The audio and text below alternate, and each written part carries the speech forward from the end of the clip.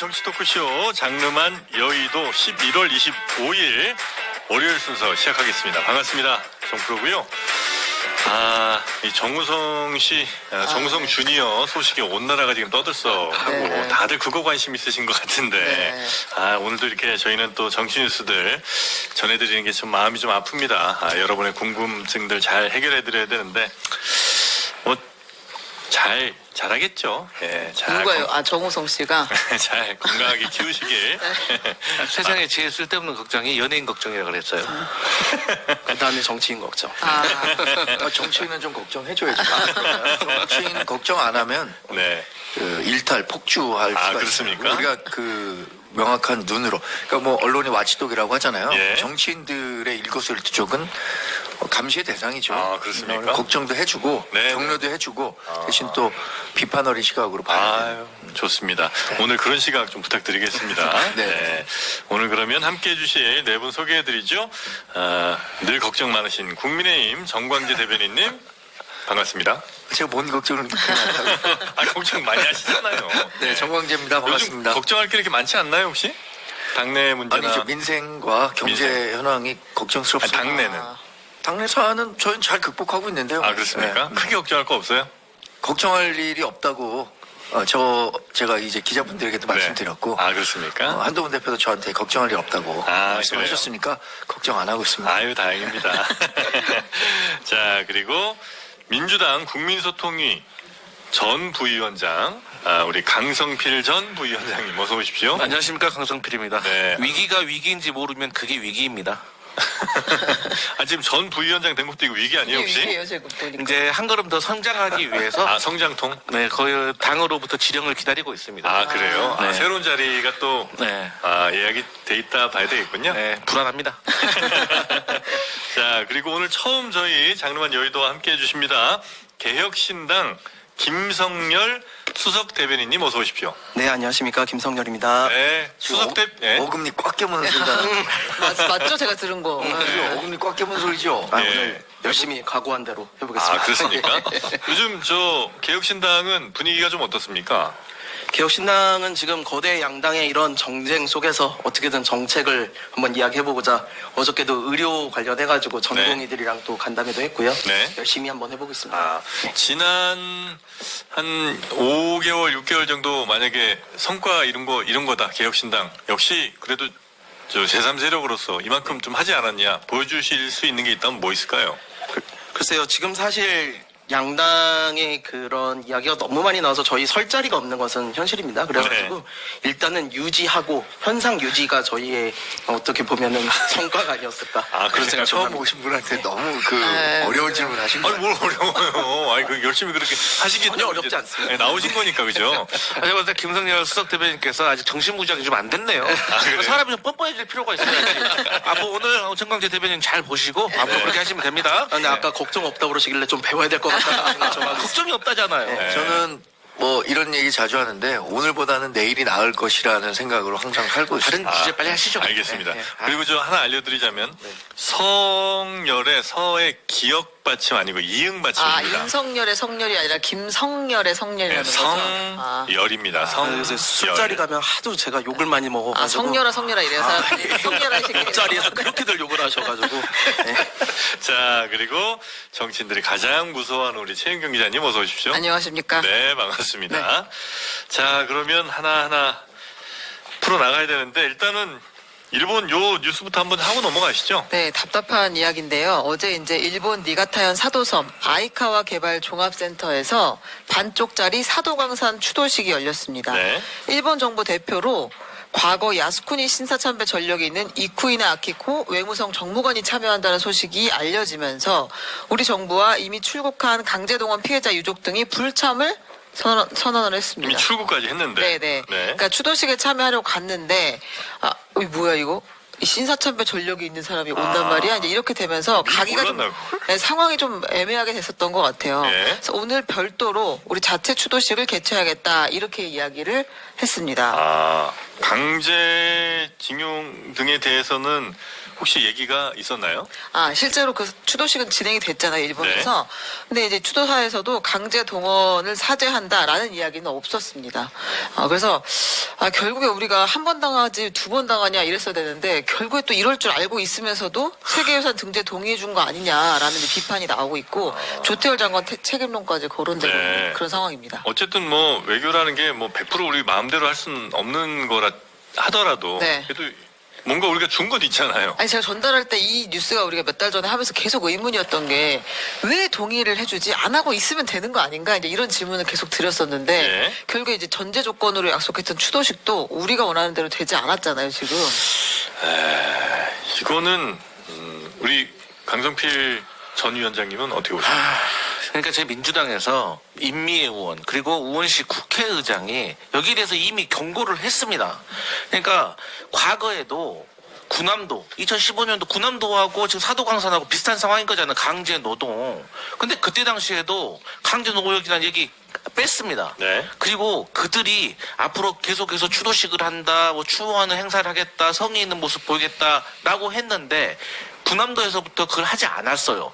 그렇기 때문에 외교부 장관을 상대로 군함도 사건이 있었는데 이번에 사도광산은 어떻게 하실 겁니까? 또 뒤통수 맞으면 어떻게 하실 겁니까? 하니까 당시 외교부 장관이 외교적으로 협의를 하다 보면은 모든 걸 꼭 우리 뜻대로 할 수는 없다라는 식으로 얘기를 했어요. 그래서 민주당에서 그런다고 하더라도 최소한 강제 동원과 관련해 가지고 쟁취해야 되는 거 아니냐. 네. 그리고 두 번째, 당신 거기 갔다 왔어요? 물어본 거예요. 사도광산 거기 전시실 갔다 왔냐? 사도광산 거기 현장에서 2km 떨어진 곳에 아주 소박하게 차려놓은 곳에 전 세계인들이 관광 와서 보는 것에 조선인들은 지능이 낮고 불결하고 이런 말들을 써놓은 거예요. 이거 외교 당국자들이 이거 그대로 넘어갈 수 있는 문제입니까? 그런데 결국에는 어제 추도식에서 어땠습니까?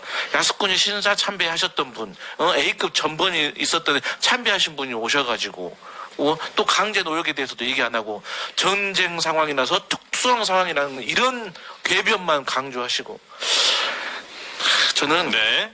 호의를 베풀던 호구가 됐다 네. 이렇게 평가합니다. 혹시 우리 개혁신당 김성열 대변인께서는 뭐 이 이슈에 대해서도 뭐 당의 입장이 좀 있겠죠? 예, 이건 뭐 사실 어떠한 정당의 입장이 다를 만한 이슈가 아니라고 생각합니다. 네네. 일본의 명백한 잘못인 거고 이거에 대해서는 우리 정부의 미흡한 대처를 질타 안 할 수가 없습니다. 일단 지금 한 3개의 뒤통수를 맞았거든요. 네. 첫 번째는 전시관을 설치한다고 그랬어요. 거기에 이제 강제 노역에 대한 문구 다 넣겠다고 그랬어요. 근데 그거 하나도 없었습니다. 네. 두 번째는 추도식 명칭을 그 안에다 노동자를 넣어서 이런 것들을 하겠다고 그랬는데 싹 빼고 사도광산 추도식으로만 했습니다. 네. 그리고 조선인 노동자에 대한 부분은 별도 언급을 하지도 않고 모든 거에 대해서 뭐 이야기를 하고 이런 부분도 약속을 받았던 부분인데 다 못했거든요. 세 번째 거는 좀 전에도 말씀하셨습니다만 누가 오는지 몰랐었다. 예, 누가 오는지 몰랐어요. 왜냐면은 정무관 차관급이거든요. 차관급 인사를 보내달라고 계속 요청을 했는데 네. 일본이 답이 없다가 갑자기 야스쿠니 신사 참배했던 사람을 이렇게 보내버린 거예요. 네, 네. 그러니까 완전히 사실 안 보내느니만 못한 사람을 보낸 거거든요. 그래놓고 자기들은 차관급 보냈다 이래버리는 거예요. 그러니까 뒤통수를 한 번 맞아도 부족한데 3번이나 맞았다. 정부 외교 라인에 심각한 문제가 있다고 생각합니다. 이 정도는 여당에서도 좀 비판을 할 것 같은데 어떻습니까? 저희도 뭐 일본의 이런 처사에 대해서는 유감으로 생각합니다. 네. 첫 번째 사과 문구 그리고 그 추도식 이런 거에 조선인들의 희생을 분명히 명기해 달라라는 요청을 했었던 건데 네. 그게 뭐 우리가 원하는 수준으로 이루어지지 않았고 또 하나 이 정무관이 참석했는데 얘기 있었던 것처럼 야스쿠니 신사 참배 경력이 있었던 사람이 온 것에 대해서 네. 하여튼 이분이 온다는 것을 이유로 추도식에 참석하지 않기로 했잖아요. 네. 그러면서 우리의 의지를 일본 정부에 보여줬다는 것은 의미가 있다고 생각합니다. 근데 이런 것들이 좀 미연에 잘 조율이 됐었으면 좋겠는데 네. 아까 뭐 호의를 베풀었는데 호구가 됐다 이렇게 얘기를 하고 있잖아요. 외교 현장에서 지금 약속을 했는데 일본 정부와 우리 정부가 약속을 했는데 일방적으로 약속을 파기한 부분에 대해서 우리가 더 비판해야지 약속을 지키지 못해서 좀 이렇게 곤궁에 처한 네. 우리 정부에 대해서 이렇게 지나치게 비판하는 것은 또 뭐 과한 측면이 있다 생각하기 때문에 네. 한 목소리로 아까 그 김성열 수석 대변인 말씀하신 것처럼 한 목소리로 일본 정부에 대한 비판을 했으면 좋겠어요. 물론 우리 이 외교부가 제대로 대응했느냐 이런 부분도 좀 따져봐야겠지만 네. 예를 들어서 가족이 이제 밖에 나와서 싸우고 한 대 맞고 왔는데 네. 야 인마 너 왜 맞고 다니냐 아니, 근데- 집에서만 맨날 그렇게 하면 어떻게 하겠습니까? 밖에 있는 그 가족들 그러니까 우리가 힘을 합쳐서 네. 밖에서 우리를 괴롭힌 네. 다른 가족에 대해서 얘기를 해야죠. 뭐라고 하려고 했는데 그러지 말라고 사이좋게 지내야 된다고 얘기한 게 지금 정부 아니에요? 아니 그러니까 적정한 선이라는 게 있는 거잖아요. 네. 뭐 이번에는 전 그래서 우리 정부가 네. 추도식에 참석하지 않기로 한 거는 네. 잘한 결정이라고 생각합니다.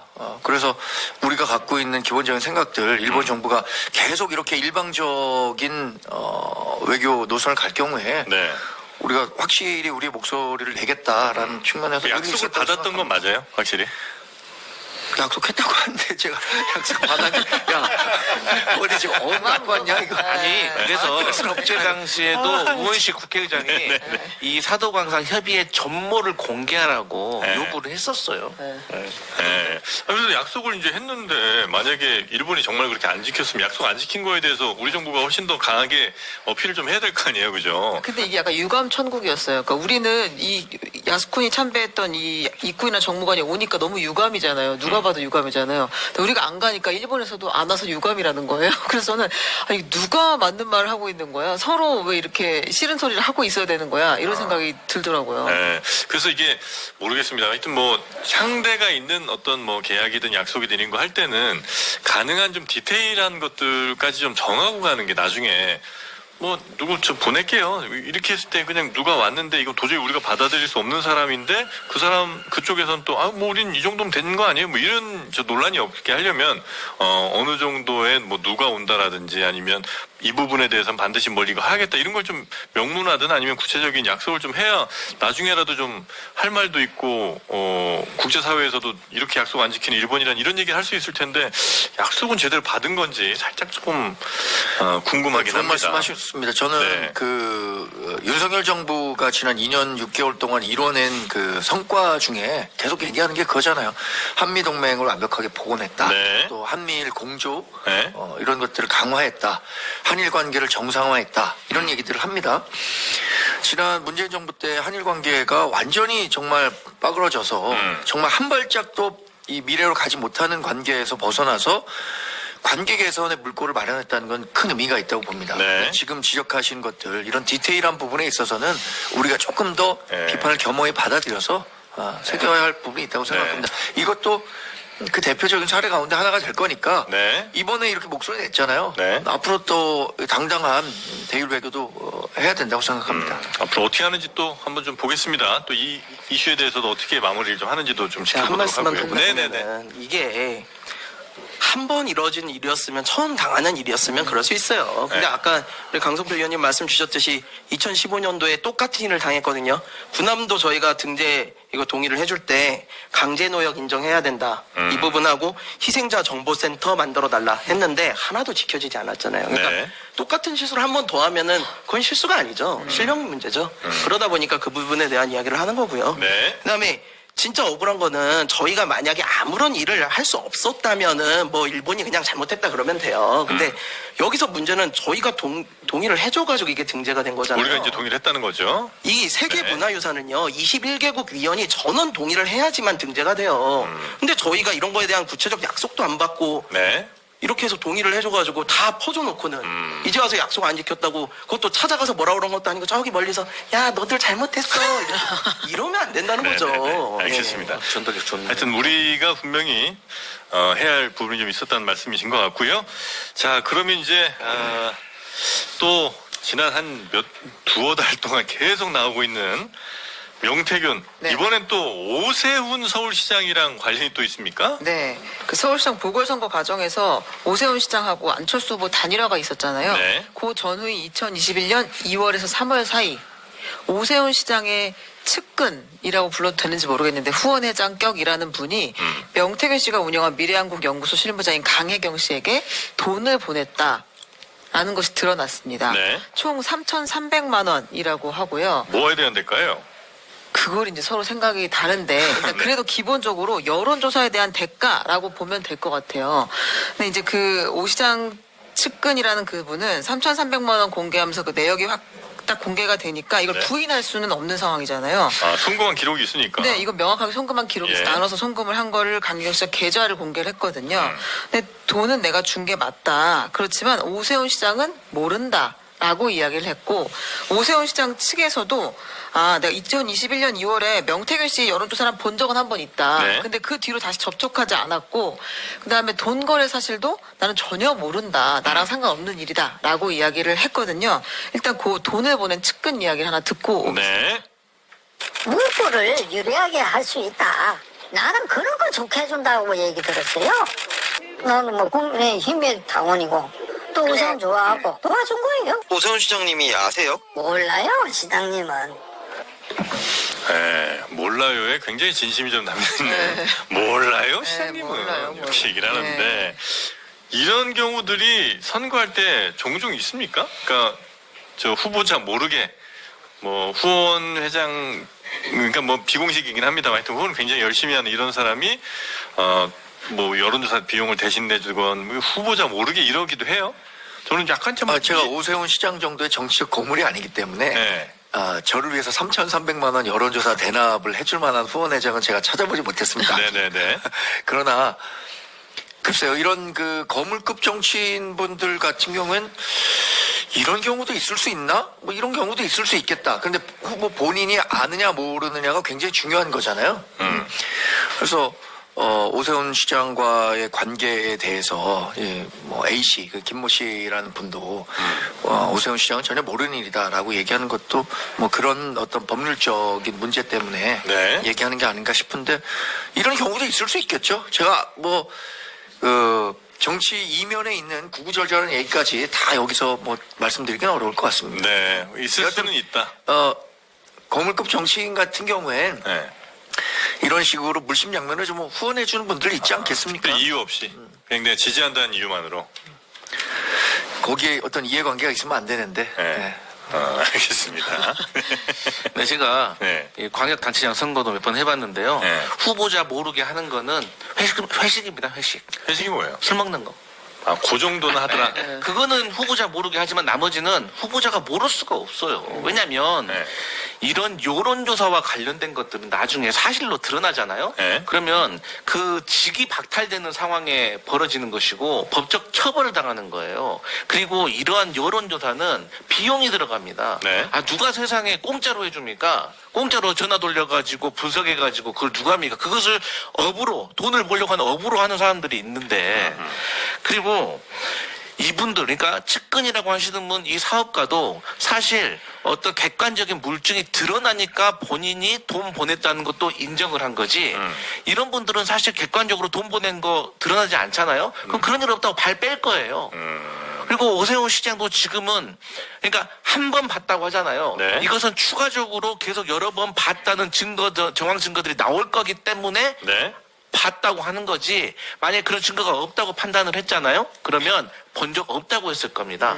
제가 전에 말씀드렸잖아요. 오세훈 씨가 뭐 명태균 씨 누구 그 고발장 써놨다고 했잖아요. 네. 제가 고발 안 할 거라고 했잖아요. 지금 고발장만 간직하고 있잖아요. 네. 그래서 저는 오세훈 시장까지 이것을 강제 수사로 밝혀내는 것 수밖에 없다. 왜냐하면 강제 수사가 아니면 어떻게 휴대폰이라든지 PC라든지 거기에 있는 예민한 정보들을 우리가 알 수 있겠습니까? 그러니까 이 정도의 어떤 의심의 수위를 객관화시킬 정도로 언론이 했으니까 네. 이제는 강제 수사권을 위해서 밝혀야죠. 여기서 제일 핵심인 거는 오세훈 시장이 알았다 몰랐다 이거예요? 저는 개인적으로 알았다고 보고 네.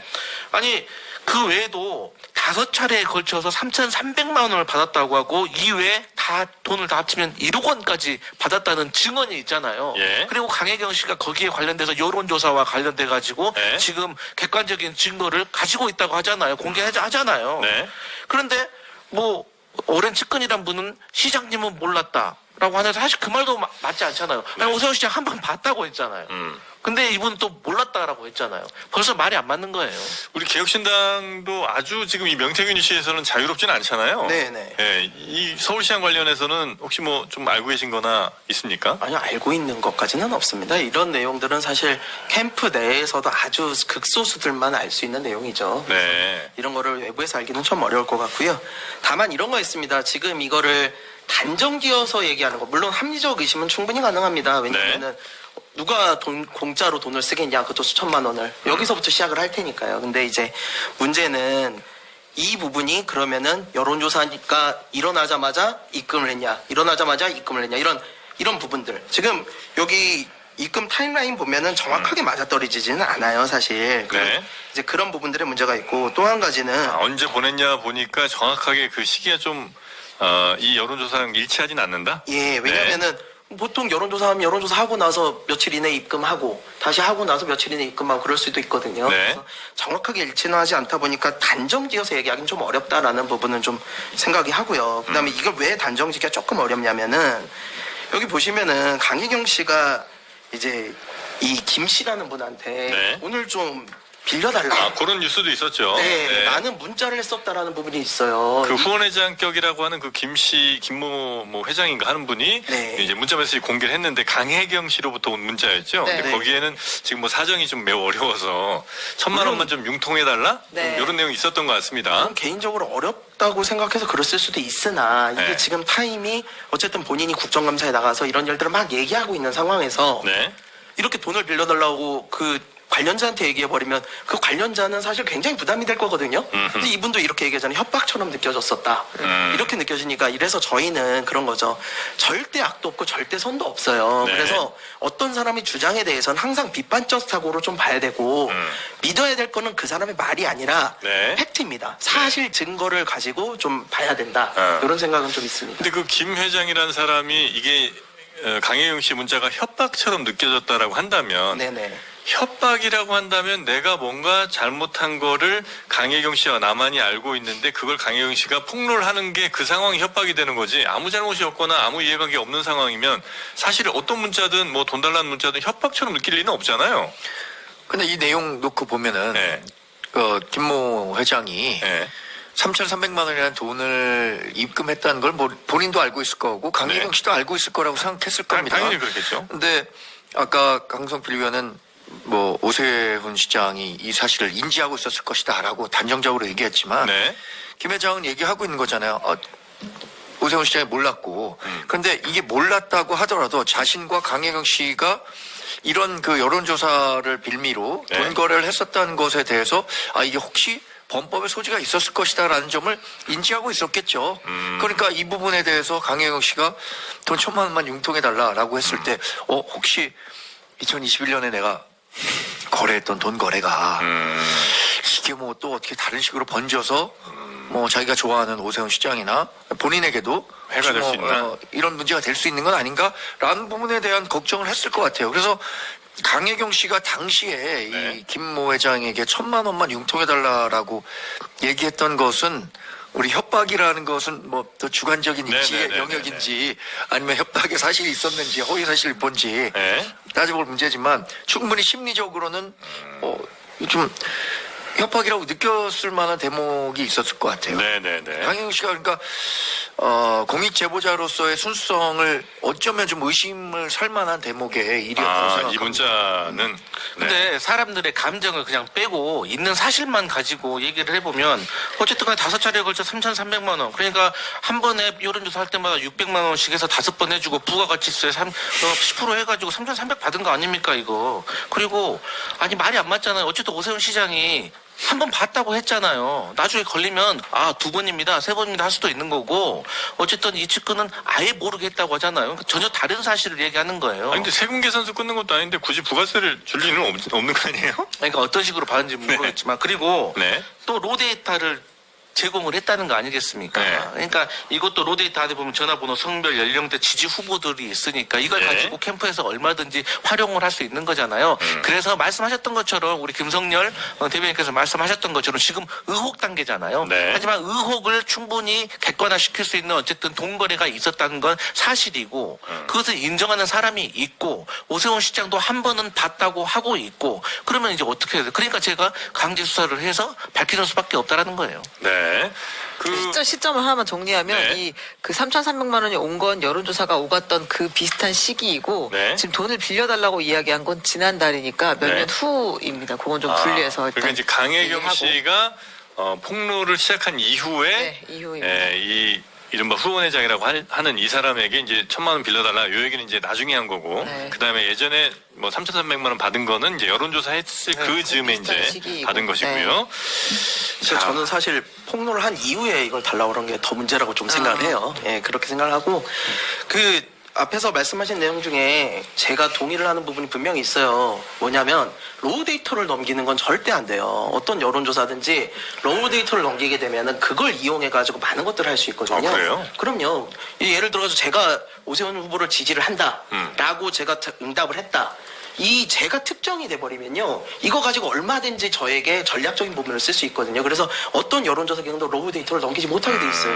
근데 만약에 그걸 넘겼다면 그건 되게 심각한 문제다 이 말씀드리겠습니다. 그러니까 일단 우리 방송에서도 박진영 그 민정군 본부장이 나와서 그 상황에 대해서 얘기했잖아요. 네. 그러니까 그래서 미공표 여론조사라고 해서 문제가 안 된다는 말이 여기서 방금 나오는 거예요. 방금 말씀하셨던 것도 문제가 되는 것이고 네. 이걸로 성향에 따라서 그 시간대 여론조사를 빙자해가지고 전화를 걸 수가 있는 거잖아요. 그러면은 나는 한 번 받았기 때문에 아 이게 당에서 온 여론조사인가라고 사람들은 착각하고 다음에 전화가 오면 오늘 나 할 일 했다라고 안 받는 경우도 있거든요. 네. 그러니까 여러 가지로 정말 창의적인 방법으로 불법으로 이용할 수 있기 때문에 이거는 이제 잘못된 일입니다.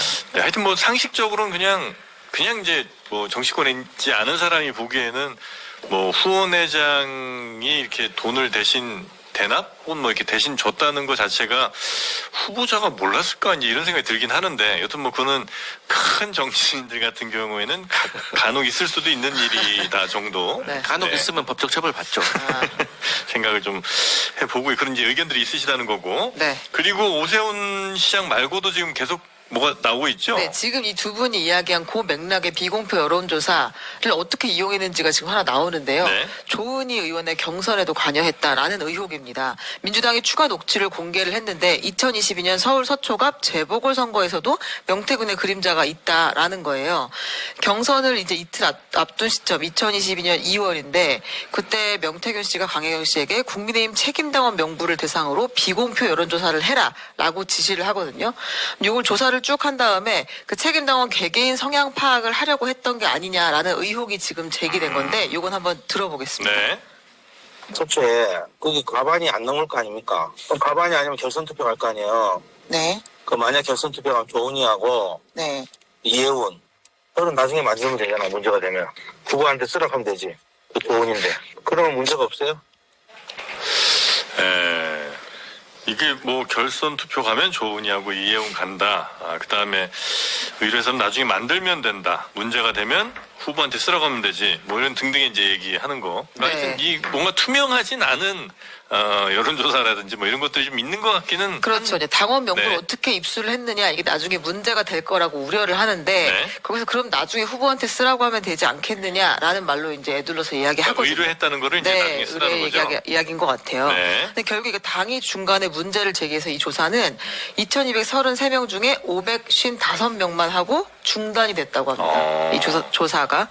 그리고 이 로데이터를 거기까지 한 것만 가지고 넘겨라 이렇게 이야기를 한 상태가 된 건데요. 네. 민주당은 또 다른 이제 연결고리 의혹을 제기하고 있어요. 실제로 이제 이때 조은희 의원이 됐잖아요. 그냥 공천이 됐는데 네. 조은희 의원의 남편이 그 장모 김건희 여사의 윤석열 대통령의 장모 최은순 씨의 요양급여 부정수급 2심에서 무죄를 선고받았는데 그때 변호인이었다.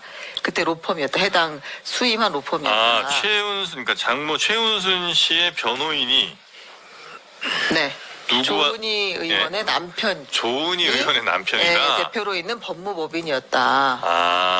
그래서 민주당은 뭐라고 이야기하냐면 그 중간에 연결고리는 명태균 씨일 거다라고 하면서 네. 이거 대가성 공천을 준 거 아니냐, 무죄에 대한 대가성 공천 아니냐라는 의혹을 또 제기를 하고 있는 상황이에요. 그 최은순 씨가 무죄 받은 거에 대해서 땡큐 요거 인사를 공천으로 드렸다. 네. 이제 이런 의혹을 민주당이 의혹입니다. 제기한다는 네, 거죠. 네.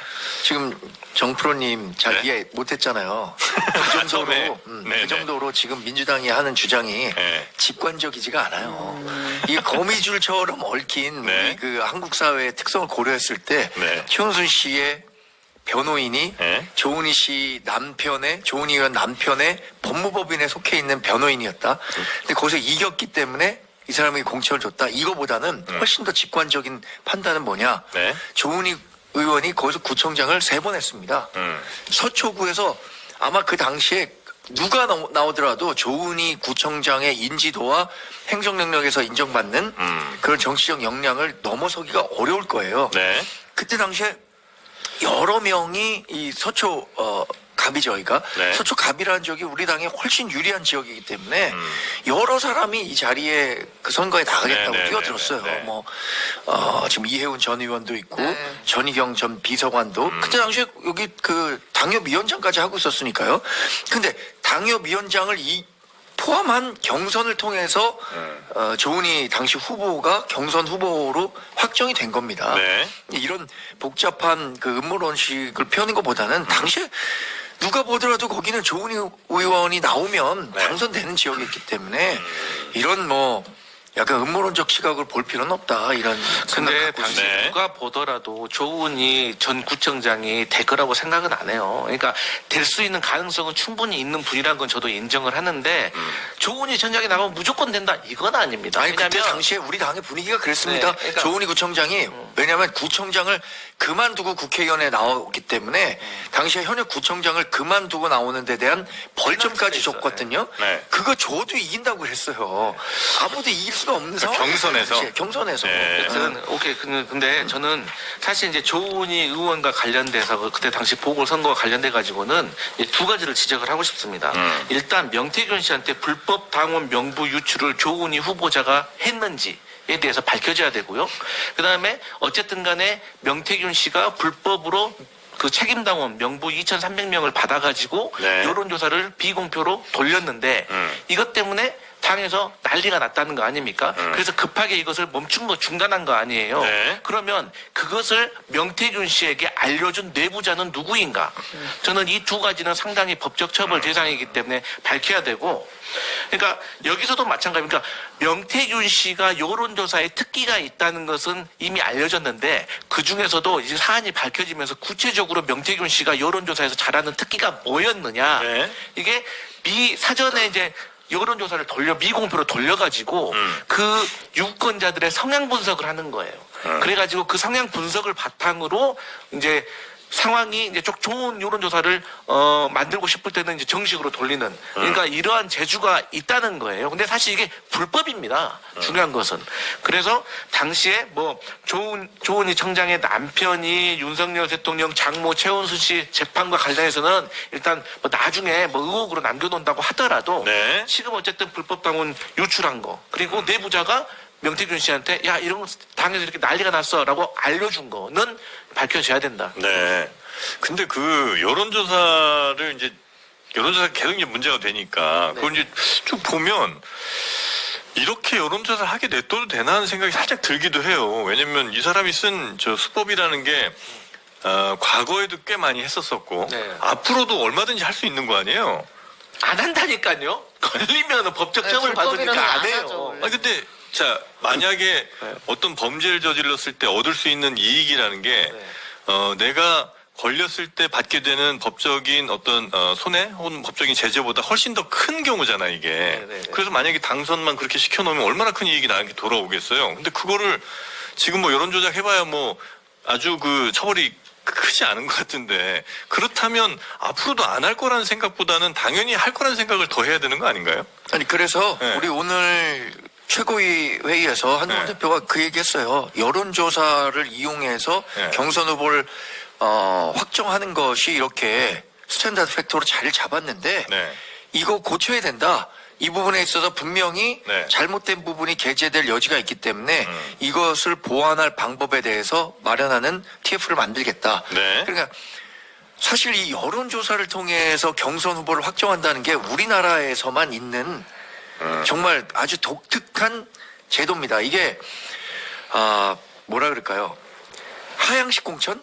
하향식 공천이 무조건 좋은 걸로 지금 인식되기 시작하면서 상향식. 상향식. 그렇죠. 상향식 공천. 네, 네. 상향식 공천이 이건 절대선이다라는 인식이 확산되면서 네. 이 밑에 있는 당원을 얼마나 확보하고 있느냐? 아니면은 그래서 뭐 정치하는 사람이 맨 처음에 가서 하는 얘기가 그거잖아요. 주변 사람들에게 이건 뭐 좀 뭐 밑에 얘기지만 야 당비는 걱정하지 말고 당원 가입만 좀 해줘라 이런 식으로 여러 사람들 다 가입시키는 거 아니에요. 이 사람들이 결국에는 그 조사를 받는 사람들이 되기 때문에 네. 그래서 이 문제에 대해서 근본적으로 이 방법을 개선할 만한 더 좋은 방법이 있다면 한번 네. 모색해보고 네. 아니라면 이런 정도의 문제점들이 부각되고 있으니까 네. 이런 거 다 정리할 수 있는 수준의 혁신이 필요하다, 쇄신이 네, 필요하다 네, 이런 네. 얘기를 하고 있는 그래서 겁니다. 이제 우리 앵커께서 네네. 좀 설명을 더 드려야 될 것 같은데 네. 이게 불법이기 때문에 네. 여론조사를 할 때 이런 방법은 사용하지 않고 네. 대신에 어떤 방법을 많이 사용하냐면 그래서 이제 문항을 어떻게 설계하는가 네. 문항의 순서를 어떻게 설계하는가 네. 그리고 경력은 어디까지를 노출하는가 예를 들어서 문재인 정부가 여당일 때 문재인 정부 청와대 뭐 행정관 비서관 하면 더 유리할 거 아닙니까 네. 그래서 예를 들어서 민주당은 그런 것도 못 쓰게 해요 예를 들어서 네. 공정한 어떤 여론조사를 하기 위해서 그래서 선거 때 그 후보 간에 경선할 때 가장 예민한 시기가 여론조사 방법을 두고 룰 세팅을 할 때 치열하게 싸우거든요. 네. 그러니까 이미 이 명태균 씨가는 로 데이터를 가지고 장난치는 거는 안 해요. 왜? 불법이니까. 네. 그러면은 선거제가 다 박탈되기 때문에. 네. 근데 이분은 이걸 했다는 거 아닙니까? 네. 한두 군데가 아닌 것 같아요. 그러니까. 네. 네. 그러니까 이게 큰 사건인 거예요. 그러니까 어떻게 해야 돼요? 강제 수사권을 빨리 발동해서 네. 빨리 결론인가요? 아니, 그래서 지금 검찰이 수사하고 있잖아요. 네. 검찰 수사하고 있고 네. 명태균 씨가 이 정치자금법뿐만 아니라 지금 이렇게 부각되는 문제들에 대해서도 누가 검찰이 수사를 할 시켰고 거니까. 누가 수혜를 받았고 네. 여론조사 수혜는 알고 있었는지 없었는지 돈은 어디서 났는지 네. 이건 강제 수사권 아니면 바뀔 수가 없어요. 김성길 대변인님 그 여기는 의석수대로 발언 시간이 정해져 있지는 않습니다. 예, 알겠습니다. 네, 편하게 말씀하시면 분이서 됩니다. 너무 격하게 말씀하셔가지고 네. 일단 정리를 좀 하고 말씀을 드리면 정리 또 해줍니다. 말씀하신 이제 앵커께서 말씀하신 것처럼 이 처벌이 너무 약하면 네. 그래서 범죄를 저질러서의 수익이 크면은 그렇게 하지 않냐 이런 케이스예요. 왜냐면요 여론조사라는 거에 처벌을 받으면 보통 회사를 폐업을 합니다. 그리고 회사를 또 만들면 돼요. 그러니까. 네, 그렇게 해왔어요. 네. 그렇게 하다 보니까 이런 일이 벌어지는 거고요. 네. 로우 데이터가 왜 문제인지 모르시는 분들을 위해서 쉽게 설명을 드리면요. 우리가 투표할 때 비밀 투표하지 않습니까? 네. 제가 누구 찍었는지 저희 부모님도 몰라야 돼요. 그런데 로우 데이터라는 건요. 내가 누구를 지지를 하는지를 명확하게 보여주는 거예요. 그래서 그 누구도 봐서는 안 되는 자료예요. 네. 근데 그거를 가지고 장난을 쳐버린다? 그러면 이거는 무조건 처벌을 받아야 되는 아주 심각한 문제가 됩니다. 그리고 또 강성필 위원장님께서 말씀 주신 것처럼 뭐 여론조사 관련해가지고 문구 설정이나 이런 문제는 네. 사실은 그 경선 후보들 간에 엄청 치열하게 문제가 네, 되고 네, 네. 각 대표들이 들어와가지고 상의를 하기 때문에 그걸 가지고 조작하기는 조금 어려워요. 그래서 원래는 여론조사라는 게 믿을만 네. 해야 되는데 네. 이렇게 로우 데이터라는 원래 건드려서는 안 되는 원웨이 것을 가지고 와서 너무나 불법적인 행위를 해버리면 방법이 없어요. 이거는. 그래서 이거에 대한 처벌을 강화하는 것은 분명히 맞다라는 말씀 좀 드리고 싶습니다. 네. 자, 그리고 명태균 씨가 뭐 채용 청탁 받았다는 의혹도 지금 나오고 있습니까? 네, 요거는 그냥 소개만 하고 넘어가면 네네. 될 것 같습니다. 그 도영기 변호사가 한 이야기인데요. 2021년 7월 중순 명 씨가 경북 안동 출신 사업가인 A 씨에게 아들의 취업 청탁 명목으로 1억 원을 받았고 현재 이 아들이 용산 대통령실의 6급 행정요원으로 근무하고 있는 것으로 확인됐다라고 이야기를 했습니다. 그러니까 1억 받은 것 요건 팩트, 그다음에 6급 행정요원으로 근무하고 있는 것도 팩트 체크 된 거고요. 네, 일단 노영희 변호사의 주장인데 뭐 자체 확인을 했을 것으로 보입니다. 네네네. 대신 이제 이게 그 대가인지는 뭐 조금 더 조사 같은 게 좀 필요할 것 같긴 한데. 근데 여기에 네. 그 이준석 당시 국민의힘 의원이 경북 지역의 언론사 행사에 초청됐잖아요. 네. 그래가지고 이 언론사 대표 김 씨로부터 명태균 씨가 2억을 받고 3천만 원은 이준석 의원 그 당시 대표 강연비로 지급을 했다고 해요. 그리고 1억 7천만 원은 갚았던 것 같아요. 그리고 나머지 1억이 남았잖아요. 그 1억이 말씀하신 그 언론사 대표 김 씨의 지인이 재력가인데 그분의 아들을 그 캠프를 통해서 대통령직 인수위를 통해서 현재 대통령실 유고 행정 요원으로 가 있다라는 게 더 이제 배경 네. 의혹입니다. 네. 아니 근데 오해는 잡아야 되는 게 이준석 강연료라고 그러면 이준석이 받은 것 같잖아요. 네. 이준석 의원은 한 푼도 받은 게 없습니다. 이게 팩트입니다. 강연료는- 의혹입니다. 의혹. 예. 강연료는 네. 누군가가 이제 이준석을 데려왔으니 강연료로 줘야 된다라고 했나 보죠. 예. 근데 이준석이 받은 건 전혀 없고 이준석은 아니 당대표가 가가지고 누구 무슨 강연료를 받습니까? 이게 당협 행사였어요. 예. 당협 행사에 누가 가서 강연료를 받아요? 말이 안 되죠. 그럼 예. 중간에서 누군가 슈킹을 당협 했다. 행사가 아니라 당협과 어떤 언론이 특정 그렇죠. 언론이 당연히 같이 한 행사인데 네. 저도 이게 3천만 원에 책정됐다는 것부터 봤을 때 네. 이건 누가 장난한 중간에 거구나 해먹었다. 중간에. 그럼요. 그러니까 이 금액들을 부풀려서 네. 그 안에서 경제적 이해를 이용하려고 거죠. 하는 사람들이 한 거고 네. 아마 3천만 원 책정해놓고 이준석 대표에게는 뭐 차비 정도 주지 않았을까 싶고 나머지 비용은 아마 자신들 간의 금전 고생 관계에서 많이 야 했으니까. 이렇게 누가 네. 차감하고 이렇게 하고 그러니까 그래요. 이렇게 처리하자. 차비도 받은 근데 사실이 당시 또 없습니다. 그 지역분이 그래요. 이 언론사에 이준석 대표가 와 해서 좀 의아했다는 말도 있더라고요. 아니 근데 그래요? 그 당시 저 이철우 경북도지사도 왔는데요. 뭐 이철우 아니 그 경북도지사. 혹시 오셨으니까 예. 이제 지난주에 이제 그 김소연 변호사라는 사람이 네네. 와서 이제 이준석 의원과 명태균 씨의 관계를 조금 아마 이준석 의원이 느낀 좀 불쾌한 정도의 이제 평가를 했단 말이죠. 네네. 혹시 뭐 보셨는지 모르겠습니다만 그 당에서 파악하고 계신 혹은 이제 수석 대변인이시니까 뭐 잘 아실 것 같아서 이준석 의원하고 명태균 씨는 정확히 어떤 관계예요? 이준석 의원과 명태균 씨는 그전에 잠깐 제가 얘기를 했습니다만 예. 당대표 선거를 하게 되면요. 네. 전국에 돌아다니게 되고 전국에서 각 지역의 어떠한 뭐 오피니언 리더라는 사람들을 좀 만나요. 국민의힘 시절에. 예, 네. 근데 그 과정에서 김영선 의원이 소개를 하다 보니까 네. 경북 지역에서 뭐 경남 지역에서 유명한 사람이다. 뭐 이렇게 해서 해가지고 아니 당대표 때는요 누가 와서 도와준다 그래도 다 손을 잡아야 돼요. 뭐 아유 그럴 수 감사합니다 해야 있겠죠. 돼요. 네. 그래가지고 그렇게 해서 연이 됐던 거고 네. 그 이후로는 뭐 말씀하셨다시피 윤석열, 김건희 두 분의 메신저 역할을 했기 때문에 연락을 계속했던 거다라고 이야기를 특별히 해주는 겁니다. 조언을 많이 받거나 도움을 받거나 이런 건 별로 없습니까? 아니 그런 건 없죠. 제가 제일 어이없다고 생각하는 게 네. 로우 데이터 넘기고 이런 건 분명한 불법인데 그 분이 얼마나 영향력이 있어가지고 이준석 의원을 당대표를 만들고 안 되고를 합니까? 그 당시 여론조사가 수십 개가 있는데요. PNR이라는 곳이 한 곳이 갑자기 이준석을 1위라고 찍었다고 그래서 그 뒤에 하는 수많은 여론조사 기관들이 그걸 다 따라서 해요. 여론 조작을 하기는 굉장히 어렵다라는 말씀을 꼭 드리고 싶어요. 그렇습니까? 예. 네. 그냥 여러 사람, 뭐 그 지역에서 조금 영향력 있는 여러 뭐 오피니언 리더 정도 중에 하나, 원어브댐. 네, 근데 이게 또 네. 아니 그 코로나 시국이 아니었으면은 이런 분들이 힘이 좀 세요. 왜냐면 네. 지역에 갔을 때 전 처음 와보는 지역인데 막 당협 인사들도 모아주고 이렇게 모여가지고 좋은 사람 소개해주고 막 이러거든요. 이런 네. 분들이 그러면 이분을 좀 의지를 할 수밖에 없어요. 우리가 이런 걸 포스트라고 부르거든요.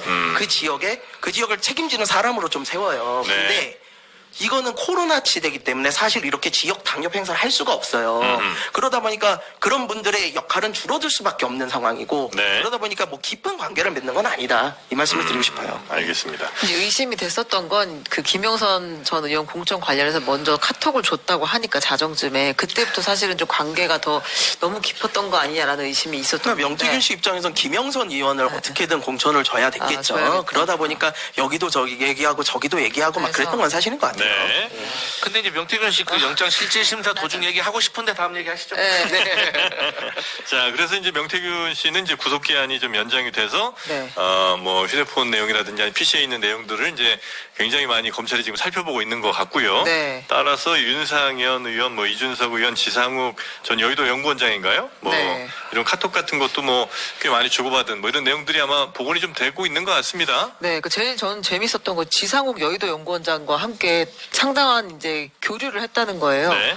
그래서 이제 2020년부터 뭐 2021년 7월까지 이 명 씨와 여권 정치인이 나눈 카톡 대화들을 이제 복원했는데 창원지검에서. 네. 근데 그 여의도 연구원장의 의뢰로 명태균 씨가 그 지방선거를 앞두고 서울시장, 구청장 선거 관련 비공표 여론조사를 실시했다는 겁니다. 그러니까 여의도 연구원에서 그냥 하면 되는데 의뢰를 여기다 했다는 것도 재밌는 대목이고. 네. 그리고 그 이후에도 처음에 이제 존대하는 관계에서 점점 더 되게 가까워졌다고 해요. 네. 지상욱 씨와 명태균 어. 씨가. 뭔가 그래요? 여론조사로 서로 통한 부분이 있었나? 네. 이런 생각이 드는데 이것까지 지금 시간이 없으니까 네, 시간 없으니까 지금 넘어가겠습니다. 네, 대통령이 네, 희소식입니다. 네, 드디어 휴대폰을 교체하셨습니다. 아유, 축하드립니다. 네, 대통령 그러니까 교체를 했는지 아니면 추가로 개통을 하셨는지는 알 수 없으나 네. 인터넷 비교를 네, 통해서 비교를 하셨는지 통해서 모르겠습니다. 하셨어야 했을 텐데. 정수기도 같이. 네. 그래서 자, 그래서 휴대폰 교체했고요. 네, 대통령과 여사가 네. 기존에 사용하던 휴대전화 사용을 중단하겠다라고 했고 새로운 휴대전화를 개통했다라는 소식이 전해졌고요. 네. 그리고 오늘 한겨레에서 나온 보도가 하나 있었습니다. 그 20대 대통령 취임식 초청 명단. 이게 처음부터 굉장히 기자들이 구하려고 애를 썼던 명단 중에 하나예요. 누가 어떻게 초청을 했느냐. 그러니까 이제 명단을 쭉 보면 그 취임식에 온 사람들은 다 실명과 그 검증된 사람들이 오잖아요. 네, 네. 근데 이거 한겨레가 입수한 명단을 보면 대통령이 초대한 인물이 600여 명인데 네. 김건희 여사 명의로 초대한 인물이 700여 명으로 더 많았다라는 네. 거예요. 그리고 옆에 여사님 추천으로 이렇게 쭉 써 있는데 네. 그분들 중에 상당수가 대통령실에 들어서 지금 일을 하고 있더라라는 겁니다. 여사님 추천 인물들이 네, 그리고 일을 하고 있는데 주요 그 요직에 이분들이 상당히 앉아 있다라는 그래요? 것까지 같이 보도를 했습니다. 네. 그리고 이제 대통령실 안팎에 취재를 좀 했는데 대통령실에서 일했던 사람이 이런 얘기를 했대요. 여사 라인에서 주요 보고서를 2부씩 인쇄 요청하고는 했다. 여사와 자신들이 보려고 하는 용도였다. 라고 해서 대통령께 보고되는 것들을 네, 주요 하나 더 이제 결정사항, 해갖고 네. 여사에게도 보고한다. 네, 그렇다는 이야기를 네, 했다고 설마. 합니다. 근데 그럴 수밖에 없을 거예요. 지금 그래요? 보세요. 초청장을 600명 대통령 600명 했는데 여사가 700명 해요? 이건 곧 권력의 크기를 말하는 거거든요. 그러면 네. 김건희 여사가 더 권력이 큰데 당연히 대통령한테 보고하기 전에 같이 보고를 해야죠. 저는 그랬을 수밖에 없다고 봅니다. 그냥 아는 사람 많았었던 건 아닐까요? 아, 뭐 그럴 수도 있는데 문제는 자기 아는 사람을 다 대통령 취임식에 초대할 수 있나요? 아. 대통령 취임식이라는 자리는 어마어마한 자리고 그렇긴 하네요. 자리도 다 정해져 있고 네. 그냥 보안도 엄청 철통같이 하거든요. 그래서 아무나 부를 수 있는 자리가 아닙니다. 네. 예. 보통 그 결혼식 할 때도 보면 신랑 측이랑 신부 측이 몇 명 모으나에 따라서 아, 저 세 사람 가지. 네, 그런 게 좀 있잖아요. 아니죠. 자존심이죠. 남자의 자존심이죠. 그런데 사실 이제 우리 언론에 오늘 한겨레가 정말 좀 자세하게 보도를 했던데 실명까지 거론하면서 네. 그 실명에 있었던 그 선임 행정관, 비서관 이런 분들이 김건희 여사와 어떤 개인적인 인연이 있었는지까지 나와 있는데 사실 뭐 두 개를 출력하거나 뭐 작성하거나 이것은 그럴 수밖에 없는 게 그것을 작성하는 위치에 있는 분들이 제가 봤을 때는 한겨레 보도에 따르면 김건희 여사 라인이에요. 개인적으로 김건희 여사의 인연에 의해서 나온 거고 사실 초반에는 대통령 라인이 그렇게 견제를 했다고 하잖아요. 네. 그런데 결국에는 견제가 안 된다라고 하잖아요.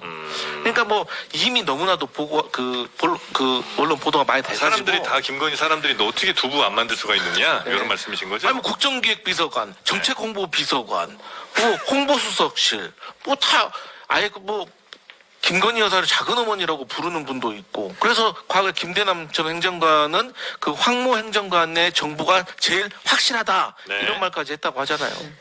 아니 그래서 사실이 아닐 거라 생각하시죠? 아니 저희는 변화와 쇄신을 요구하고 있잖아요. 변화와 쇄신 계속 요구하고 있는 거 아닌가요? 이런 거좀 대통령실이 그만하자.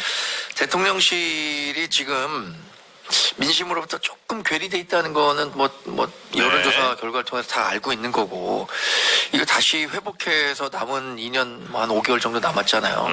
잘하려면은 우리가 변화했다라는 모습을 보여줘야 되는 거예요. 지금 네, 얘기가 네. 이렇게 회자되는 것 자체가 대통령실의 국정 운영에는 부담이 되는 거니까 이런 부분을 저희 지켜보고 있고요. 네.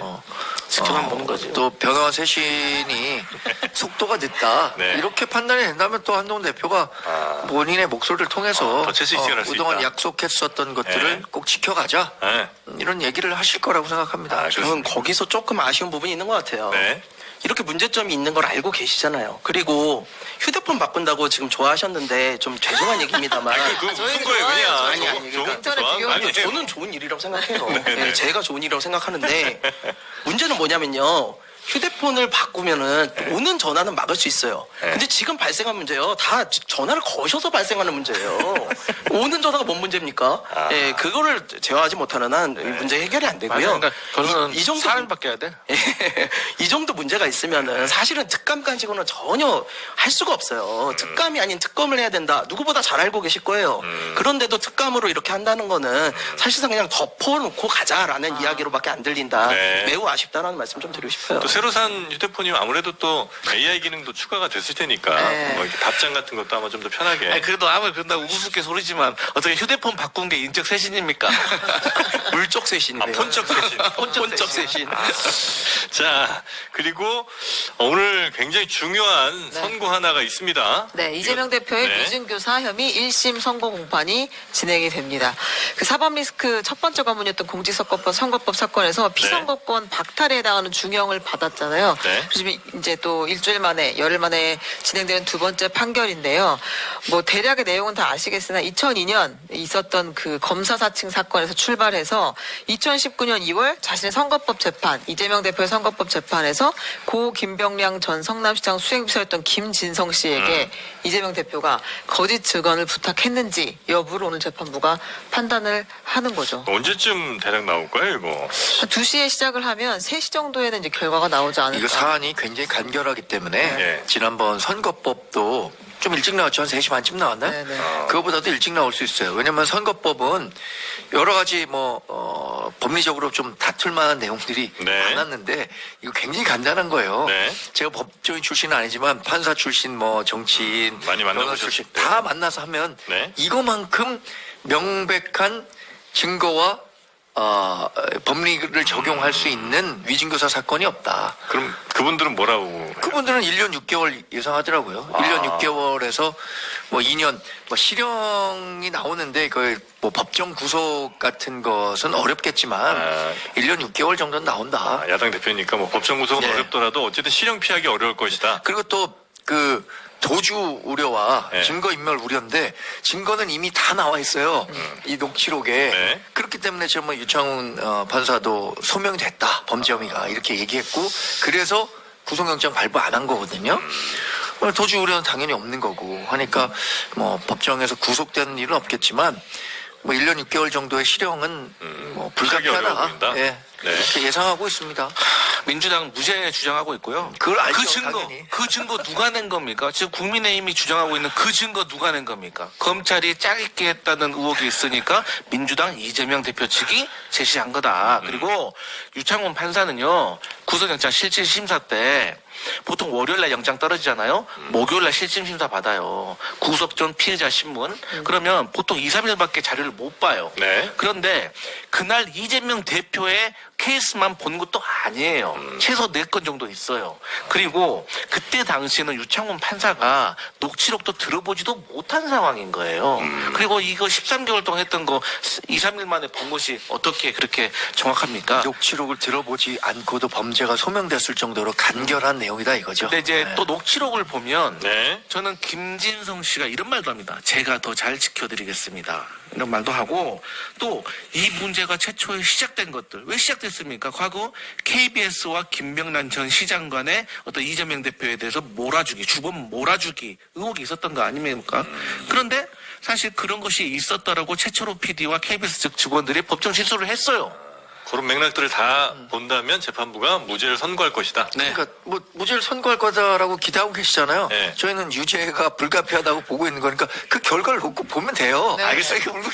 웃고 계실 게 아니에요, 그냥. 개혁신당에서는 어쨌든 이 재판은 굉장히 관심 있게 보고 계실 거 아니에요? 네, 그렇습니다. 이게 앞서서 말씀하신 것처럼 사실 이재명 대표의 4가지 재판 중에 가장 좀 유죄 확률이 높다라고 법조인들이 판단하는 게 사실 오늘 벌어지는 위증교사 사건이에요. 그래서 저희도 유죄 판단이 날 것이라고 예측하는 분들도 있습니다만 사실 네. 사법부의 판단에 예단을 하는 것 자체가 특히 정치권이 하는 것 자체가 좀 압박으로 느껴질 수 있다는 부분에서 네, 네, 네, 그러고 네. 싶지는 않고요. 네. 다만 저는 그건 있어요. 어느 쪽 결론이 나오더라도 우리가 삼권 분립의 원칙에 입각해서 좀 사법부는 좀 지켜줬으면 좋겠다. 존중을 좀 하자. 근데 지금 이럴 수밖에 없는 원인도 이해는 합니다. 왜냐하면 검찰이 이거에 대해서 기소를 하는 건데 사실 지금 검찰이 공정하다고 얘기할 수가 없어요. 네. 김건희 여사에 대해서 저렇게 다 무마하면서 가면서 이재명 대표한테는 왜 저러냐 이 부분에 대해서 누가 반박을 할 수 있겠어요. 그래서 이 부분에 대한 검찰은 분명히 문제가 있습니다만 그래도 사법부가 좀 현명하게 그 네. 부분까지 포함해서 판단을 하지 않을까 네. 라는 생각입니다. 혹시 이재명 대표에 대한 뭐 유죄 혹은 뭐 무죄에 따라서 네. 어쨌든 대선을 준비하는 민주당이라든지 아니면 또 개혁신당 저희도 대선 준비합니다. 예, 그래서 그런 거에 대해서 좀 걱정 내지는 어떤 전략 뭐 이런 것들을 세울 수도 있을 것 같긴 한데 네, 네. 그런 게 있나요? 근데 일단 네. 이 위증교사 자체는요, 이걸로 해가지고 그 박탈이 되려면 한참 좀 걸릴 거예요. 왜냐면은 이재명 대표의 후보 자격이 발탈이 되려면. 네. 왜냐면 대법 판결까지 나오려면. 예, 공직선거법이야 6개월 안에 뭐 하겠다고는 합니다. 네. 근데 이거는 그런 권고사항도 사실은 없거든요. 아, 이건 그러다 좀 보니까. 연기될 수 있다. 예, 그리고 다만 이런 건 있겠죠. 지난번 공직선거법에 이어서 이번에도 만약에 유죄가 나온다면 일반 국민들이 문제가 있긴 있구나라고 생각할 수는 있을 거라고 봐요. 근데 그것도 역시 아까 말씀드렸듯이 검찰의 문제점에 대해서 민주당은 얘기를 할 거고 네. 그러면 민주당의 단일 대우가 과연 깨질까? 라는 부분은 저희도 좀 의문점이 있습니다. 그래서 그거보다는 저희는 저희만의 색깔을 좀 내야 된다. 이런 상황에 좀 휘둘리기보다는 지금 어떻게 보면 정치권이 서로의 반사이익만 지금 네, 보고 네, 있는 네. 거거든요. 네가 못해야 내가 살아. 이거는 국민들이 너무 불행한 일이에요. 그래서 그런 거보다는 네, 네. 우리가 잘하자라는 생각 좀 합니다. 언제부터 색깔 내실 예정이세요? 네, 곧 내겠습니다. 오늘 내고 있고 넥타이로 내고 네, 있습니다. 위증교사와 관련해서 언제 판결이 날지 모른다라고 우려하고 계시는데 네, 네. 위증교사는요 정말 간단한 사안이에요. 네. 이거 그래서 선거법보다도 네. 재판부가 훨씬 더 빨리 판결을 내릴 수도 있어요. 의지가 선거법은 있다면, 네. 권고가 뭐 633 원칙이 있지만 네. 그 안 지켰으니까 지금까지 한 건데 위증교사는 이거 재판 속도도 제일 빨라요. 그래서 선거법이 2년 2개월 걸렸잖아요. 네. 이 위증교사는 기소된 다음에 얼마 안 돼서 지금 1심 판결 나오는 거고요. 네. 2심으로 간다고 할 때도 2심 판사들도 아니 본인들이 하는 일이 그거 맨 재판하는 일인데 네. 이렇게 한번 쓱 보면 아는 내용들이에요, 이거. 쓱 보면 안 되죠. 제대로 봐요. 꼼꼼하게 되겠어요. 봅니다. 한 사람의 네. 인생과 많은 국민들의 행복이 아니, 달린 그럼요. 문제인데. 네. 저도 좀 빨리 결론이 났으면 좋겠다는 네. 부분이 있습니다. 저는 네, 이재명 대표는 일단 뭐 사법부 좀 신뢰한다는 이런 메시지 낸 것 같고요. 입장을 내놨고요. 네. 네. 이 한동훈 대표 당원 게시판 마지막으로 네, 갈까요? 짧게 한번 좀 가볼까요? 네, 네. 한동훈 대표와 가족들 이름으로 이제 윤 대통령 부부 비방글이 올라왔다라는 이야기가 지금 우리가 2주째 하고 있나요? 하고 있는데 이 게시글 1068개, 1068개를 국민의힘 법률위원회가 전수조사했다고 합니다. 한동훈이라는 이름의 게시글 161개 중에 12개가 수위가 높은 욕설 비방이 포함됐고 나머지 한동훈 대표 가족 이름으로 된 글 907건 중 250개가 사설, 신문기사, 194개가 격려글, 463건은 김경수 전 경남도지사 복권 반대, 정점식 전 정책위원장 사퇴 촉구 등 정치적 견해를 표명한 글이다. 네. 라고 발표를 했고요. 그래서 결과적으로 가족인지 아닌지는 따로 밝힐 필요가 없다고 결론을 낸 것 같아요. 근데 친윤계에서는 네. 그래서 누가 작성했냐라고 또다시 묻고 있습니다. 네. 그러니까 천여 개를 이제 전수조사를 했군요. 네, 네. 근데 이제 누가 썼는지를 밝히는 건 아니고 그 거론된 사람들 그 이름들이 쓴 거 1060개 정도를 다 봤더니 그중에 정말 수위가 높아서 조금 거친 표현이 많은 것들은 이제 한 12개 정도였고 네. 그렇다고 해서 이걸 뭐 법적으로 뭘 할 이 정도는 아니다. 이렇게 한 네. 판단한 모양이죠. 네, 한동훈이라는 이름으로 쓴 게 가장 이제 수위가 높았다고 한 건데 그거는 이제 한동훈 대표가 아니라 동명이인 한동훈이었다 이렇게까지 네. 설명을 했습니다. 그럼 뭐 요거는 이렇게 끝나는 건가요? 우리 일단 한동훈 지도부는 네. 뭐 친한계 의원들이 주류잖아요. 네. 지도부가 갖고 있는 생각은 처음부터 지금까지 같습니다. 이게 익명을 전제로 해서 쓴 글에 대해서 그게 현행법 위반이나 범죄 혐의가 있는 사안이 아닌데 사후 검열하는 식으로 그것을 누가 썼는지를 조사한다는 것 자체가 민주정당의 언론을 훼손할 수 있기 때문에 고민해봐야 된다. 그 고민의 결론이 당 대표로서 판단하고 있다에 응축돼 있는 거예요. 지난주에 당 대표로서 현재 이 사안은 이렇게 공개하지 않는 것이 정당의 기본 원칙이 맞다라고 네. 얘기를 하고 있는 거고 다만 아쉬운 것은 이것을 계기로 해서 이른바 한동훈 대표에 반대하는 쪽에서 한동훈 대표의 리더십을 흔들기 위해서 자꾸만 뭐 돌림노래 하듯이 네. 이른바 친윤계 의원들이나 뭐 이런 분들이 하루씩 번갈아 가면서 문제 제기해 갖고 이슈를 이렇게 확산시키는 거 네. 굉장히 유감이라고 생각합니다. 이게 과연 우리 정당이 지금 처한 상황에서 맞는 행위냐? 이 글을 쓴 거 자체가 해당 행위라고 주장하는 분들이 오히려 네. 지금 해당 행위를 하고 있는 거 아니냐라는 말씀을 드립니다. 네. 혹시 그 대표님한테 여쭤보셨어요? 제가 일일이 대표님과 나눈 대화를 여기서 말씀드린 게 그렇죠, 그렇죠. 적절하지 않습니다. 않고요. 네. 다른 분들과 그러니까 한동훈 대표와 가까운 분들과도 여러 이야기를 나눴지만 네. 여기서 제가 드릴 수 있는 말씀은 딱 그겁니다.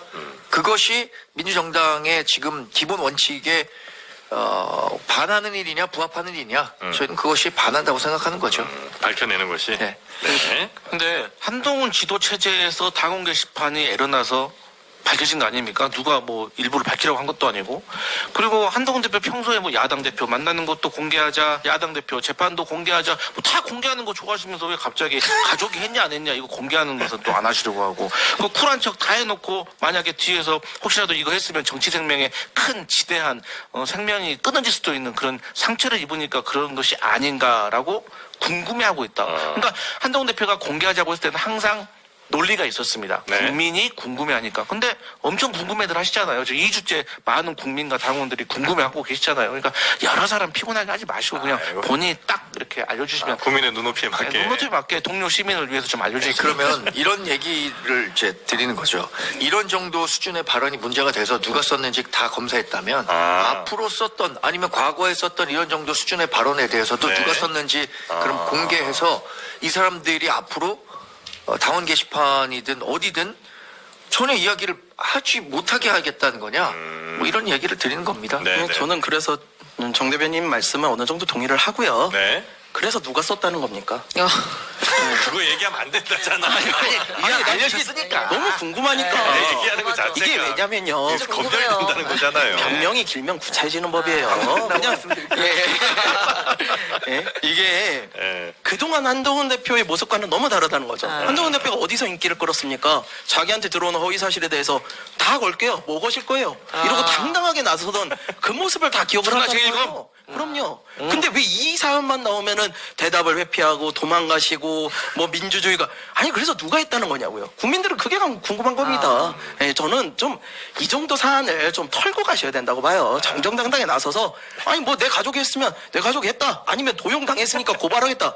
한동훈 대표 자기 주소 나왔을 때 언론사랑 국회 다 압수수색 받게 했어요. 고발해가지고. 그럼, 그랬지. 근데 그 정도로 확실하신 분이 왜 자기 온 가족의 주민번호가 다 도용됐을지도 모르는 그럼. 이 사안에 대해서 이렇게 소극적이신지 아이고, 참 궁금합니다. 저는 이게 궁금해요. 도대체 이 강남맘 카푸치노는 무엇인가? 이거 알고 계신 분 있으세요? 아니 뭐 저는 없습니다. 그 장애찬 장애찬 네. 그 장희찬 장혜찬 전 최고위원이 이걸 계속 공격하고 있잖아요. 네. 근데 23일 SNS에 또다시 이제 올렸어요. 글을. 한 대표가 계속 머뭇거리고 응하지 않는다면 아내인 진 변호사가 외부 인터넷 커뮤니티 한 일까지 까발리겠다라고 하면서 아내인 진 변호사라는 게 이제 한동훈 대표의 부인인? 부인인. 진은정 변호사 이야기인데 네.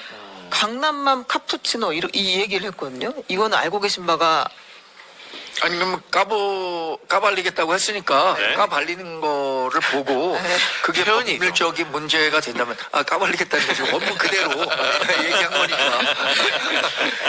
터트린다, 뭐 공개한다 그런 말 있잖아요. 자기 그게 네이버 이렇게- 카페맘입니까? 네 그런 것 같아요. 이 네이버 카페맘이 어떤 의미가 있는 거냐면요. 네. 저희가 선거를 하잖아요. 그럼 제일 먼저 접촉을 하려고 하는 단체가 그 지역의 네이버 카페맘입니다. 맘카페. 맘카페. 왜요? 여기가 젊은 어머니들, 여성들이 상당히 가입률이 높고 여기에서 정책 홍보는 여기가 제일 좋습니다. 잘 또 뭉치시고. 예, 그런데 여기가 또 정치하고는 조금 거리를 두는 걸로 또 유명해요.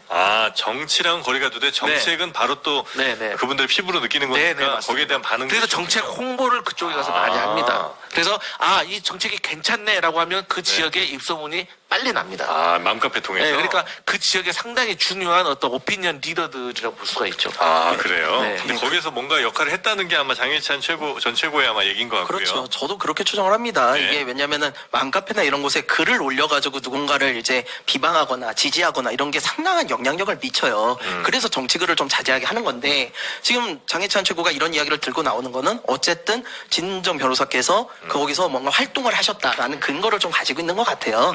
이제 그런 걸 봤을 때 거기서도 그렇게 활동하시는 분이 당원 게시판에도 이렇게 하지 않았을까라는 이야기를 좀 하고 싶은데 이건 뭐 해봐야지 알 것 같긴 합니다. 네. 한동훈 대표도 100번 양보해서 네, 그런데 양보하니까. 글 쓴다고 해도 예. 그게 문제가 될 만한 내용이 아니라면 네. 다 쓸 수 있는 거잖아요. 그러니까 100번 공개하시라고요. 양보해도. 문제 없으면 공개하는 거예요. 그러니까 뭐 장해찬 전 그렇게 최고가 하면 예고한 것처럼 예. 뭐 예를 들어서 뭐 어떤 사안을 공개한다. 그런다면 그 사안에 따라서 저희 당이 아니면 한동훈 대표가 대응하면 되는 겁니다. 네네네. 한동훈 대표가 조금 별로 이렇게 막 시원하게 얘기하기도 애매하고 하여튼 이런 문제로 계속 좀 어려움을 좀 겪고 있는 것 같습니다. 그래도 간만에 오늘 한마디 했어요. 네. 문제 제기하는 사람들 보면 되게 명태균 리스트와 관련됐거나 김대남 건에 언급됐던 사람들이다. 자기들 이슈를 덮으려는 의도로 보인다라는 이야기를 했습니다. 오늘. 이게 메시지를 대답 못할 때 하는 메신저 공격 방법이죠. 예. 메신저도 중요하죠. 네. 자, 오늘 스포츠에 또 우리 김성열 대변인 팬이신가 봅니다. 이성결님. 아이고, 네, 감사합니다. 여러 예. 차례 저희한테 보내주셔서 어떻게 대신 감사 인사 좀 부탁드리겠습니다. 아유, 저 방송 초본데 그렇게 이쁘게 봐주셔서 너무 감사하고요. 그 덕분에 또 불러주시면 감사하겠습니다. 네, 슈퍼챗 금액에 따라 저희가 또 출연 되니까요. 자, 이성결님 감사하고 YJK님 또 성남총각님까지 다시 한번 감사 말씀드리겠습니다. 자, 그러면 이 세 분과의 이야기는 이 정도 마무리하면 어떨까 싶은데 혹시 우리 김성열 대변인께서는 휴대폰 통신사는 어디 쓰시죠? 저는 KT 씁니다. KT 쓰세요? 얼마나 쓰셨죠? 경솔하네. 저 되게 오래 썼는데. 오래 쓰셨죠? 네. 그냥 계속 쓰신 거죠? 한 회사에 그냥 네, 그렇습니다. 5년, 10년 이렇게만. 우리 그럴 필요가 고객입니다. 없다는 겁니다. 아까 제가 그런 걸 잘 몰라서. 그러다 호구된다 그랬잖아요.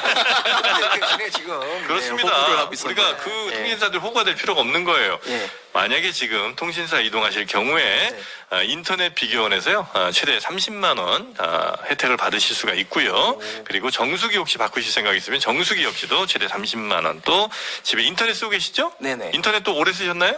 네, 오래 썼죠. 이거 바꿔야죠. 인터넷 바꾸시면 최대 48만 원까지 총 108만 원을 우리 지금 수석 대변인께서는 김성열 대변인께서는 가져가실 수가 있는 겁니다. 제 와이프가 보고 있을 테니까 와이프 잘 들으셨죠? 예, 예. 네, 한번 싹 갈아보시고. 출연료보다 더 센 돈이네요. 그러네요. 아유, 이번 출연을 해야 되는 거야? 도대체? 네, 인터넷 비교원 네이버에서 꼭 검색해 보시고 바꾸시기 바라겠습니다. 자, 오늘 함께해 주신 네 분 대단히 감사하고요. 고맙습니다. 다음 주에 뵙겠습니다. 고맙습니다. 네, 고맙습니다. 감사합니다.